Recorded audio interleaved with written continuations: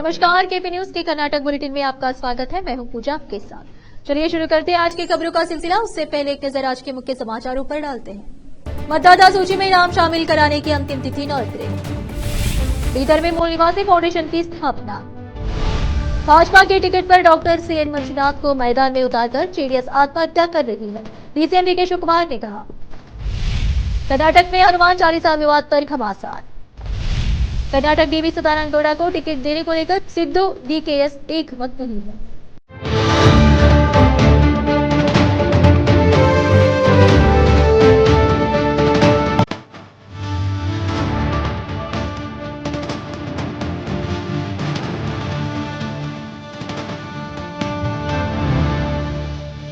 समाचारों का सिलसिला शुरू करते हुए देखते हैं समाचार विस्तार से। पहले देखेंगे स्थानीय समाचार।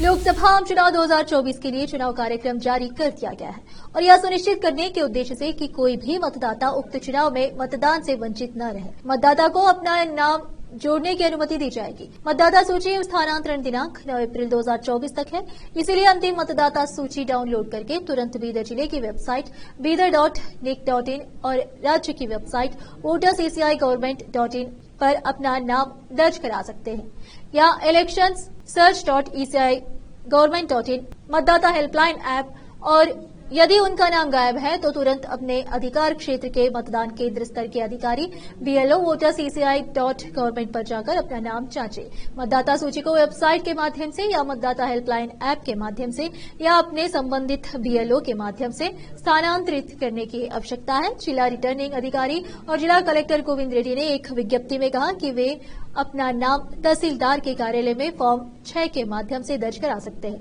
और यदि उन्हें स्थानांतरित करने की आवश्यकता है तो वे दिनांक 9 अप्रैल 2024 को फॉर्म 8 के माध्यम से स्थानांतरण के लिए आवेदन जमा कर सकते हैं। विशेष संवाददाता की रिपोर्ट। बीदर में मूल निवासी फाउंडेशन की स्थापना की इस संदर्भ में एक प्रेस मीट का आयोजन शहर के पत्रिका भवन में किया गया।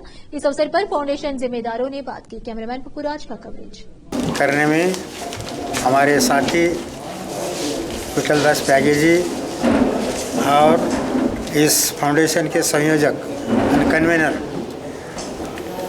विनोद कुमार, विनय माळगे, विनोद बंदगे, सूर्यकांत सादोरे, पवन मिटारे, प्रशांत बाविदोड्डी, अविनाश प्यागे, राजकुमार दोड्डी, बसवराज होसमनी, धर्मपाल वालदोड्डी, प्रकाश रावण, श्रीधर सोमनोर, चक्रधर होसल्ली, ये इनके ये कन्वीनर है।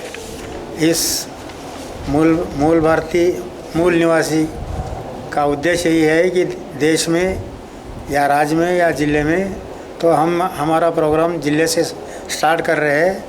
ये प्रोग्राम में हम स्पोर्ट्स ही क्यों चुने बोले तो उसकी वजह यह है कि स्पोर्ट्स से एक तो विद्यार्थी या तरुण या नौजवान आदमी वो तो एक तो फिटनेस रहता है, फिटनेस रहने से वो स्टडी भी अच्छे कर सकता है, और दूसरा क्या है स्पोर्ट्स में बहुत सारे अपॉर्चुनिटी है। ये अपॉर्चुनिटी पर्टिकुलर हमारे बीदर ज़िले के लोगों को विशेषकर ये शोषित समाज लोगों को मालूम नहीं है। इसका कोटा भी रहता है गवर्नमेंट में, 5% कोटा है स्पोर्ट्स वालों को एम्प्लॉयमेंट में। बीदर ज़िले में हम सब लोग मिलके मूल निवासी फाउंडेशन की स्थापना की वजह से आज प्रेस मीट बुलाया गया है। तो इसका मुख्य उद्देश्य यही है कि हर तरीके से युवा लोग पॉजिटिवली तैयार होके समाज में बुद्ध बसव अंबेडकर के विचारधारा को समझते हुए समाज में जो क्लेश हैं, जो कन्फ्रंटेशन है, इसको कम करते हुए हमारे देश में हम सभी firstly Indian and lastly Indian है। बीदर में आज एनएसयूआई द्वारा शहर के अंबेडकर चौक पर एक प्रदर्शन कर कहा कि मंत्री ईश्वर खंडे के पुत्र सागर खंडे को बीदर लोकसभा क्षेत्र से कांग्रेस का उम्मीदवार बनाया गया है और कुछ ही देर में आधिकारिक घोषणा होने के बाद एनएसयूआई बीदर जिला अध्यक्ष सचिन मलकापुरे ने कही है। हालांकि अभी तक इस बात की कोई आधिकारिक घोषणा एआईसीसी या केपीसीसी द्वारा नहीं की गई है, लेकिन शहर में एनएसयूआई ने एक प्रदर्शन कर घोषणा होने का दावा किया है। इस मौके पर एनएसयूआई के जिला महासचिव विनोद कुमार आपे और एनएसयूआई के पदाधिकारी आदि मौजूद थे। इस अवसर पर जिला अध्यक्ष ने मीडिया से बात की। केपी न्यूज के संवाददाता असलम खान की रिपोर्ट और कैमरामैन अलीम पाशा का कवरेज। हम बीदर नगर में बाबा साहब के चौक के पास आज संभ्रमाचरण बना रहे हैं, क्योंकि हमारे चाहते नेता सम्मानीय ईश्वर खंडे साहब के सुपुत्र सागर खंडे साहब को आज टिकट अनाउंस हुआ है। अभी ऑफिशियली अभी 1-2 घंटे में अनाउंसमेंट होता है। कंफर्मेशन आया है सागर साहब को बीदर का 2024 का एमपी कैंडिडेट बनाया बोलकर। आज इस संभ्रम और खुशी का वातावरण में हम ये बोलने का चाहते हैं, जो इतने दिन जो मोदी का हवा है वो हवा को ठुस हो गया। अब इस बार क्या भी है बोले तो सिर्फ कांग्रेस का हवा है। इन लोग कितना भ्रष्टाचार करे गरीबों के ऊपर, इन लोग कुछ भी नहीं करे, सिर्फ एक जात को दूसरे जात के साथ झगड़ा करने का सोचे, एक जात को दूसरे जात को नीचे दिखाने का सोच रहे। इनके पास डेवलपमेंट कुछ भी नहीं है, सिर्फ वो जात ये जात वो जात ये जात, ये कुछ भी नहीं कर सकते। पिछले भी 10 साल में इन लोग कुछ भी नहीं करे, सिर्फ कांग्रेस 70 साल में क्या करे। अरे भाई, जब से तुम पैदा हो गए उस दिन से तुम्हारे बर्थ सर्टिफिकेट भी कांग्रेस सरकार बनाए सो है। ये लोग तुम लोग भूल चुके हैं। कांग्रेस सरकार इस देश में जो दिख रहा है वो सिर्फ कांग्रेस सरकार बनाए सो है। तुम लोग तो सिर्फ 10 साल में जो हम लोग बनाए हैं उसको बेच लेते आए हैं, तुम बेच लेते रहते हैं। तुम लोग सिर्फ बनाने का सिस्टम नहीं है, बेचने का सिस्टम है, ये कांग्रेस का सिस्टम है। अब जो 10 साल में तुम लोग करे देखो, ये सब चीज को हम निकाल के फेंक डालते हैं। कांग्रेस 100% 2024 में पार्लियामेंट में अधिकार आता है और हमारे बीदर से 2 लाख से वोट के ऊपर सागर खंडे साहब वोट लेके, ये हमारा 10 साल का जो पुराने गवर्नमेंट में इन लोग वो करते बोलकर झूठ बोल के, ये दोनों को असल बड्डी क्या क्या भी रहता है वो सब मिला के 2 लाख लीड से बीदर से कांग्रेस से सागर खंडे साहब बीदर दिल्ली से एक बीदर से जाके दिल्ली में बैठते, एक छोटे उम्र में एक नौजवान को आज हमारे पार्टी कांग्रेस एक कैंडिडेट बनाए है। वो क्यों बोले बोले तो उनके पास वो शक्ति है, वो प्रबल है, वो चाणक्य नहीं बोलकर उनको कांग्रेस टिकट दिया है। और उनके साथ हमारे चाहते नेता ईश्वर खंडे साहब का दिमाग कैसा है बोले तो उनके दिमाग कैसा एक सेक्युलर दिमाग है। हबी सरबी हर कास्ट को लेके चलने वाले, छोटे से छोटे जाते बोले तो भी ईश्वर खंडे साहब लेके ऊपर चलते हैं। इसीलिए इस बार 100% सागर खंडे 2024 के एमएलए और एमपी कैंडिडेट बने हैं और 100% एमपी बन के पार्लियामेंट में जाके बैठते बोलकर हम आश्वासन देते हैं। मैं Vinod Kumar appe, district general secretary Congress committee के डिस्ट्रिक्ट प्रेसिडेंट है और हाँ। सागर खंडे एक यूथ है। हाँ। आपको लगता है कि अगर सागर खंडे को टिकट मिलता है तो क्या पूरा बीदर जिले का यूथ इनको सपोर्ट करेगा? और अगर खाली सिर्फ यूथ सपोर्ट करेगा तो क्या सागर खंडे जीत सकते हैं एमपी? ಇವತ್ತು ನಮ್ಮ ಕರ್ನಾಟಕ ರಾಜ್ಯದಲ್ಲಿ ಬೀದರ್ ಲೋಕಸಭಾ ಕ್ಷೇತ್ರದ ಏನು ಅಧಿಕೃತ ಅಭ್ಯರ್ಥಿಯಾಗಿ ನಮ್ಮ ಬೀದರ್ ಜಿಲ್ಲೆ ಕಾಂಗ್ರೆಸ್ ಪಕ್ಷದ ಒಬ್ಬ ಲೋಕಸಭಾ ಅಭ್ಯರ್ಥಿಯಾಗಿ ನಮ್ಮ ಯುವಕರ ಕಣ್ಮಣಿ ಹಾಗೂ ನಮ್ಮ ಎಲ್ಲರ ಒಂದು ಯುವಕರ ಆಶಾಕಿರಣ ಆಗಿ ಹಾಗೂ NSY ರಾಜ್ಯ ಪ್ರಧಾನ ಕಾರ್ಯದರ್ಶಿಗಳಂತ ಸಾಗರ್ ಖಂಡ್ರೆ ಸಾಹೇಬರಿಗೆ ಈಗಾಗಲೇ ಸ್ವಲ್ಪ ಗಂಟೆಗಳ ನಂತರ ನಮ್ಮ ACCಯಿಂದ ಅಧಿಕೃತ ಒಬ್ಬ ಅಭ್ಯರ್ಥಿಯಾಗಿ ಸಾಗರ್ ಖಂಡ್ರೆ ಅಣ್ಣವರು ಏನು ಕಣಕ್ಕೆ ಇಳಿತಾರೆ ಅಂತ ಹೇಳಿ ನಮ್ಮ ಹೈಕಮಾಂಡ್ನಿಂದ ಸೂಚನೆ ಹಾಗೂ ನನ್ನ ವಿವಿಧ TV ಚಾನೆಲ್ಗಳಲ್ಲಿ ನೋಡಿ ನಾವು ಇವತ್ತೇನು ನಮ್ಮ ಸಾಗರ್ ಖಂಡ್ರೆ ಅವರಿಗೆ ಏನು ಟಿಕೆಟ್ ಸಿಕ್ಕಿದೆ ಅಂತ ಹೇಳಿದರೆ ನಮ್ಮ ಇವತ್ತು ಎಲ್ಲ ಗುರು ಹಿರಿಯರ ನಮ್ಮ ಎಲ್ಲ ಸರ್ವಧರ್ಮಗಳ ಎಲ್ಲ ಗುರುಗಳ ಆಶೀರ್ವಾದದೊಂದಿಗೆ ನಮ್ಮ ಬೀದರ್ ಜಿಲ್ಲೆಯ ಈಶ್ವರ್ ಖಂಡ್ರೆ ಸಾಹೇಬರು ಹಾಗೂ ರಾಜಶೇಖರ್ ಪಾಟೀಲ್ ಸಾಹೇಬರು, ರಹೀಂ ಖಾನ್ ಸಾಹೇಬರು, ವಿಜಯ್ ಸಿಂಗ್ ಸಾಹೇಬರು, ಅಶೋಕಿನಿ ಸಾಹೇಬರು, ಭೀಮ್ಸಿಂಗ್ ಸಿಂಧೆ ಅವರ ಎಲ್ಲರ ಜಿಲ್ಲಾ ಅಧ್ಯಕ್ಷರು ಕಾಂಗ್ರೆಸ್ ಪಕ್ಷದ ಹಾಗೂ ಎಲ್ಲರ ಒಂದು ಸಮ್ಮುಖದಲ್ಲಿ ಇವತ್ತು ನಮ್ಮ ಯುವಕರಿಗೆ ಒಂದು ಆತಿಥ್ಯ ನೀಡಿದ್ದಾರೆ ನಮ್ಮ ಕಾಂಗ್ರೆಸ್ ಪಕ್ಷ. ಅದು ಇವತ್ತು ನಮ್ಮ ದೇಶದ ಕಾಂಗ್ರೆಸ್ ಪಕ್ಷದ ಇತಿಹಾಸ, ಇವತ್ತು ಸ್ವತಂತ್ರದ ಕೊಟ್ಟಂತ ಒಂದು ಪಕ್ಷ. ಈ ದೇಶದ ಇತಿಹಾಸವೇ ಕಾಂಗ್ರೆಸ್ ಪಕ್ಷದ ಇತಿಹಾಸ, ಕಾಂಗ್ರೆಸ್ ಪಕ್ಷದ ಇತಿಹಾಸವೇ ಈ ದೇಶದ ಇತಿಹಾಸದ. ಇವತ್ತು ನಮ್ಮ ಎಲ್ಲರಿಗೆ ನಾನು ಕೈ ಮುಗಿದು ಕೇಳ್ಕೊತೀನಿ, ಯುವಕರಿಗೆ ಹಾಗೂ ಎಲ್ಲರ ಗುರು ಹಿರಿಯರಿಗೆ ಇವತ್ತು ಒಬ್ಬ ಲೋಕಸಭಾ ಅಭ್ಯರ್ಥಿ, ಒಬ್ಬ ಸೂಕ್ತ ಅಭ್ಯರ್ಥಿ ಅಂದ್ರೆ ಅದು ಸಾಗರ್ ಖಂಡ್ರೆ ಸಾಹೇಬ್ರ.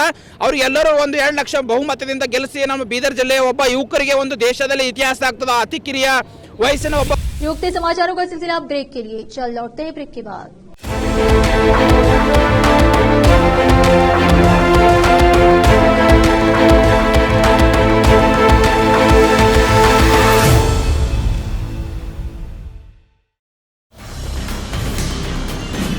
हिंदुस्तान के हर कोने में हम हैं मौजूद।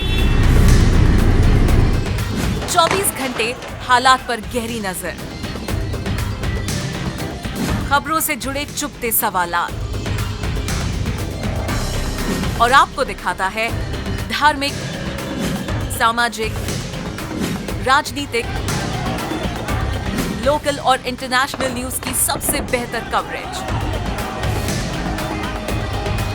जो आपको रखती है हर पल बाखबर। देश और दुनिया भर की खबर के लिए देखते रहें केपी न्यूज 24/7। ब्रेक के बाद आपका स्वागत है। आइए देखते हैं राज्य के अन्य समाचार। उप मुख्यमंत्री डीके शिवकुमार ने बुधवार को कहा कि जेडीएस पार्टी पूर्व प्रधानमंत्री एचडी देवेगौड़ा के दामाद डॉक्टर सीएन मंजुनाथ को बीजेपी के टिकट पर मैदान में उतारकर आत्महत्या कर रही है। कुमारस्वामी के इस बयान का जिक्र करते हुए कि जेडीएस को 2 सीटों पर चुनाव लड़ने के लिए बीजेपी के साथ गठबंधन की जरूरत नहीं है, उन्होंने कहा, मुझे इसकी उम्मीद थी। बीजेपी के साथ गठबंधन से जेडीएस शर्मिंदा है।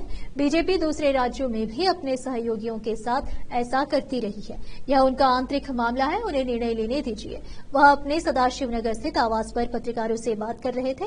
भाजपा सांसद सदानंद गौड़ा को कांग्रेस में शामिल करने की योजना के बारे में पूछे जाने पर उन्होंने कहा, टिकट नहीं मिलने पर नेताओं का दूसरी पार्टी से चुनाव लड़ना स्वाभाविक है। जब आयनूर मंजुनाथ को बीजेपी ने टिकट नहीं दिया तो उन्होंने जेडीएस के टिकट पर चुनाव लड़ा। मुडिगेरे में सांसद कुमारस्वामी ने टिकट नहीं मिलने पर जेडीएस के टिकट पर चुनाव लड़ा था। अखंड श्रीनिवास मूर्ति ने जेडीएस के टिकट पर चुनाव लड़ा जब हमने उन्हें टिकट देने से इनकार कर दिया। शेट्टार और साउदी ने कांग्रेस के टिकट पर चुनाव लड़ा। हम पार्टी की विचारधाराओं को स्वीकार करते हुए पार्टी में शामिल होने वाले किसी भी व्यक्ति को शामिल करेंगे। यह पूछे जाने पर कि क्या सदानंद गौड़ा को कांग्रेस से टिकट दिया जाएगा, मैं इस पर टिप्पणी नहीं कर सकता, उन्होंने जवाब में कहा। लोकसभा चुनाव से पहले बेंगलुरु में अपनी दुकान पर भक्ति गीत बजा रहे एक दुकानदार पर हमले ने राजनीतिक मोड़ ले लिया है। जहां भाजपा नेताओं ने कांग्रेस पर तुष्टीकरण की राजनीति का आरोप लगाया, वहीं कांग्रेस ने कथित तौर पर समाज में डर पैदा करने की कोशिश के लिए भगवा पार्टी पर पलटवार किया। कितना तुष्टीकरण, बहुत अधिक तुष्टीकरण। कांग्रेस सरकार की तुष्टीकरण नीति ने कर्नाटक को राष्ट्र विरोधी जिहादी तत्वों के लिए एक सुरक्षित आश्रय स्थल में बदल दिया, जिसके शिकार हिंदू पीड़ित हैं। कांग्रेस हिंदुओं के लिए लगातार खतरा बनी हुई, उन्हें हमारे धैर्य और सहनशीलता की परीक्षा नहीं लेनी चाहिए। केंद्रीय मंत्री शोभा करंदलाजे ने कहा, हम सभी को गिरफ्तार करो, यह एक खुली चुनौती है। कर्नाटक में कांग्रेस सरकार के तहत हनुमान चालीसा बजाने के खिलाफ एक अघोषित फतवा है। जहां राजनीतिक गलियारे नाराज, मौजूदा बीजेपी सांसद और पूर्व मुख्यमंत्री डीवी सदानंद गौड़ा के कांग्रेस के टिकट पर लोकसभा चुनाव लड़ने की सुगबुगाहट से भरे हुए हैं, वहीं सीएम सिद्धरामैया और उनके डिप्टी डीके शिवकुमार इस विचार पर अलग अलग विचार रखते हैं। जबकि सीएम कथित तौर पर कांग्रेस के टिकट पर गौड़ा को मैदान में उतारने के खिलाफ है। कहा जाता है कि शिवकुमार ने नाराज गौड़ा से संपर्क किया था और उन्हें मैसूरू कुडगु निर्वाचन क्षेत्र से चुनाव लड़ने के लिए पार्टी टिकट की पेशकश की थी। गौड़ा ने पिछले नवंबर में चुनावी राजनीति से संन्यास की घोषणा की थी। हालांकि उन्होंने अपने निर्वाचन क्षेत्र बेंगलुरु उत्तर से लोकसभा चुनाव लड़ने की इच्छा व्यक्त की और कहा कि उनके समर्थकों का दबाव था। हालांकि भाजपा के शीर्ष नेताओं ने बेंगलुरु उत्तर से उडुपी चिकमंगलुरु की मौजूदा सांसद शोभा करंदलाजे को मैदान में उतारा। गौड़ा ने सोमवार को भी कहा था कि उन्होंने अपने विकल्प खुले रखे हैं। शिवकुमार ने कहा कि राजनीति में राजनेताओं के लिए यह आम बात है कि अगर उनकी पार्टी उन्हें टिकट नहीं देती है तो वे दूसरी पार्टी में चले जाते हैं। फिर से रुकते समाचारों का सिलसिला एक ब्रेक के लिए, चल लौटते हैं ब्रेक के बाद।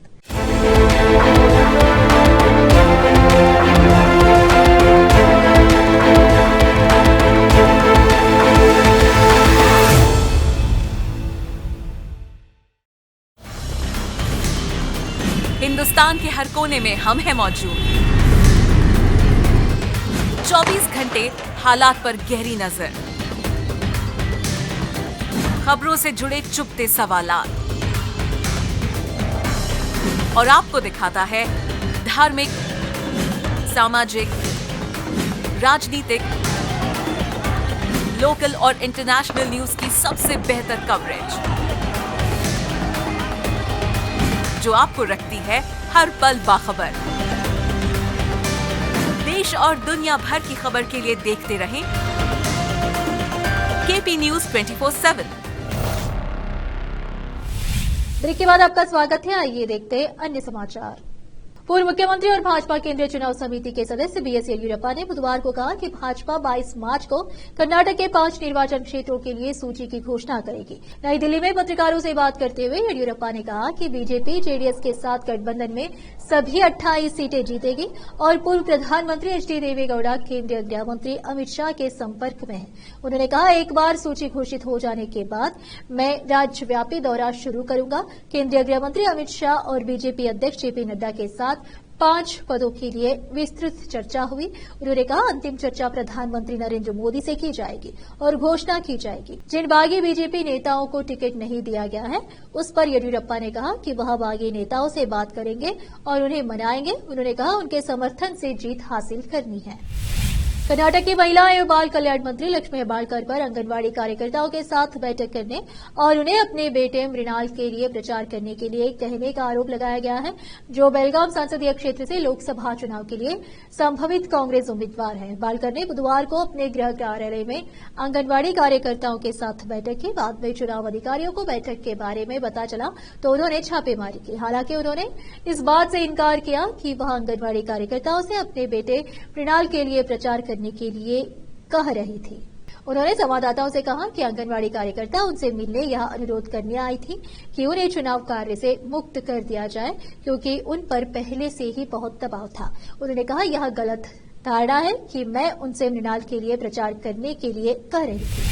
कर्नाटक उच्च न्यायालय की खंडपीठ ने एकल न्यायाधीश द्वारा कक्षा 5, 8 और 9 की बोर्ड परीक्षाओं को रद्द करने के खिलाफ राज्य सरकार द्वारा दायर अपील पर अपना आदेश सुरक्षित रख लिया है। प्राथमिक विद्यालय के शिक्षक इस बात को लेकर चिंतित है कि अगले महीने में उनके लिए क्या होगा। राज्य में कई शिक्षक संघों ने सरकार के मनमाने निर्णय के खिलाफ सवाल उठाए हैं, जिससे सहायता प्राप्त, गैर सहायता प्राप्त सरकारी और निजी स्कूलों के प्राथमिक विद्यालय के शिक्षकों पर काम का बोझ बढ़ गया है। कई माता पिता और शिक्षकों ने पहले से ही छुट्टियों के लिए अपने टिकट बुक कर लिए हैं।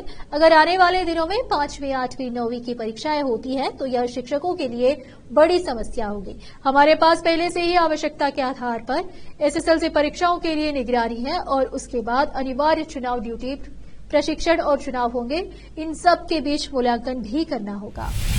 केएस ईश्वरप्पा और डीवी सदानंद गौड़ा जैसे कई भाजपा नेताओं द्वारा खुलेआम सार्वजनिक रूप से अपना असंतोष व्यक्त करने और गठबंधन सहयोगी जेडीएस के साथ मनमुटाव की पृष्ठभूमि में पूर्व सीएम और भाजपा केंद्रीय चुनाव समिति सीईसी के सदस्य बीएस येदियुरप्पा शीर्ष नेतृत्व के साथ विचार विमर्श करने के लिए नई दिल्ली पहुंचे। येदियुरप्पा बुधवार को सीईसी की बैठक में भी शामिल होंगे और संभवतः राज्य की शेष 8 लोकसभा सीटों के लिए उम्मीदवारों को अंतरिम रूप देंगे। पार्टी सूत्रों ने स्पष्ट किया कि येदियुरप्पा का राष्ट्रीय राजधानी दौरा सोमवार को शिवमोग्गा में प्रधानमंत्री नरेंद्र मोदी की रैली के बाद तय हुआ था। भाजपा को येदियुरप्पा के गृह जिले शिवमोग्गा में विद्रोही परेशानी का सामना करना पड़ रहा है, क्योंकि पूर्व डीसीएम ईश्वरप्पा ने स्पष्ट कर दिया है कि वह अपने बेटे के कांतेश को हावेरी से चुनाव लड़ने के लिए टिकट नहीं दिए जाने के बाद वहां से निर्दलीय चुनाव लड़ेंगे। इसके तुरंत बाद पूर्व सीएम सदानंद गौड़ा, जो टिकट पाने में असफल रहे, उन्होंने कहा कि उन्होंने अपने विकल्प खुले रखे हैं। सबसे बड़ी बात यह है कि बीजेपी के गठबंधन सहयोगी जेडीएस के नेताओं ने सीट आवंटन में देरी पर खुलकर नाराजगी जताई और दावा किया कि बीजेपी की सूची के लिए उन्हें विश्वास में नहीं लिया गया। फिर से एक नजर मुख्य समाचारों पर। मतदाता सूची में नाम शामिल कराने की अंतिम तिथि 9 अप्रैल। बीदर में मूल निवासी फाउंडेशन की स्थापना। भाजपा के टिकट पर डॉक्टर सीएन मंजुनाथ को मैदान में उतारकर जेडीएस आत्महत्या कर रही है, डीसीएम डी के शिव कुमार ने कहा। कर्नाटक में हनुमान चालीसा विवाद पर घमासान। कर्नाटक डीवी सदानंद गौड़ा को टिकट देने को लेकर सिद्धू डीकेएस एक मत नहीं है।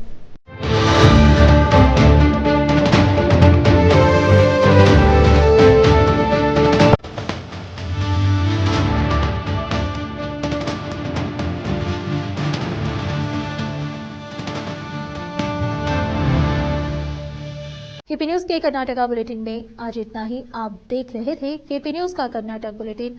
अन्य समाचारों के लिए जुड़े रहे हमारे चैनल से। केपी न्यूज 24/7 से धन्यवाद।